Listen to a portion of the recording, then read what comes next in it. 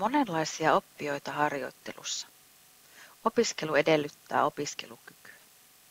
Opiskelukyky on opiskelijan työkykyä. Opiskelukyky on kokonaisuus, jossa monet eri osatekijät vaikuttavat toisiinsa.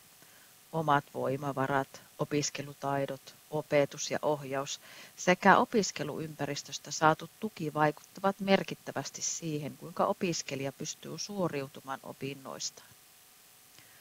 Vahvuudet yhdellä tai useammalla osa-alueella voivat auttaa ylläpitämään opiskelukykyä silloinkin, kun jollain toisella alueella on haasteita. Ammattitaitoa edistävä harjoittelu tapahtuu yleensä oppilaitoksen ulkopuolella. Harjoittelu tarjoaa näin uudenlaisen opiskeluympäristön sekä mahdollistaa opiskelijakohtauksen ohjauksen harjoittelupaikalla.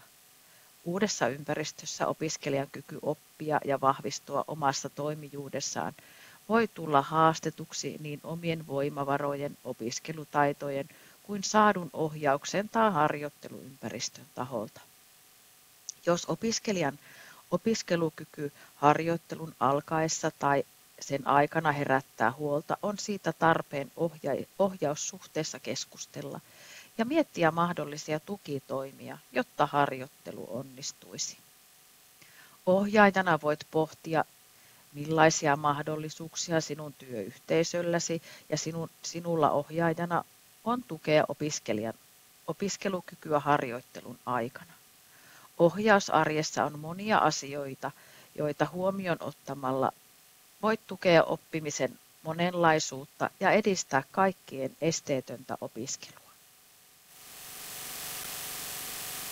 Osalla opiskelijoita on erityisen ohjauksen ja tuen tarpeita opiskelussa.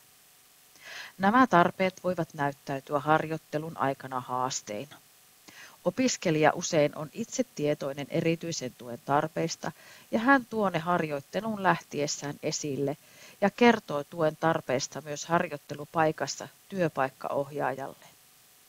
Opiskelijalla voi olla myös haettuna Lapin ammattikorkeakoululta oikeus opintojen yksilöllisiin järjestelyihin, joiden taustalla ovat yksilölliset tai erilaiset tarpeet, kuten fyysinen tai psyykkinen sairaus, vamma, jännittämisongelmat, neuropsykiatriset haasteet, oppimisvaikeus, elämänhallinnan haasteet tai erilaiset kriisitilanteet.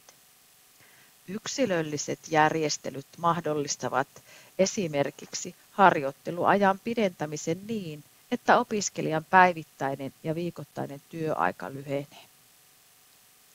Opiskelija ei ole aina valmis kertomaan erityisen tuen tarpeistaan tai hän ei ole niistä tietoinen. Työpaikkaohjaajan onkin tärkeää varata aikaa tutustumiseen ja pyrkiä luomaan luottamuksellinen ja avoin suhde opiskelijan kanssa. Tämä auttaa opiskelijaa kertomaan omista tuen tarpeistaan ja vahvuuksistaan. Jos tuen tarpeet harjoittelun aikana nousevat esiin, on tärkeää muistaa, että opiskelija on oman tilanteensa paras asiantuntija ja oppimista kautta harjoittelua tukevien järjestelyiden osalta on hyvä käydä yhteinen keskustelu opiskelijan kanssa. Opiskelija on hyvä rohkaista tarkastelemaan opiskelukykyään ja tunnistaa tuen tarpeitaan. Tärkeää on, että työpaikkaohjaaja kannustaa ja tarvittaessa näyttää tarkasti ja selkeästi, miten työtehtävä pitää tehdä. Opiskelijalle on hyvä varata tavallista enemmän aikaa tehtävien tekemiseen ja taitojen oppimiseen. Tekemistään tehtävistä opiskelijan on tärkeää saada kannustavaa ja realistista palautetta. Palautteesta on hyvä keskustella esimerkiksi ohjauskeskustelussa, jolloin opiskelijan on mahdollista palata rauhassa tehtävän tekemistilanteeseen ja siitä saamansa palautteeseen. Erityisen ohjauksen tai tuen tarpeeseen taustalla voi olla monenlaisia tekijöitä. Opiskelijan kanssa keskustelussa voi hyödyntää esimerkiksi Nyytin ry:n sivustoa, jonka avulla voi tarkastella omaa hyvinvointia. Sivusto tarjoaa tietoa opiskelukyvystä, testejä sen arviointiin sekä erilaista tietoa vinkkejä ja välineitä oman hyvinvoinnin ja elämäntaitojen vahvistamiseen.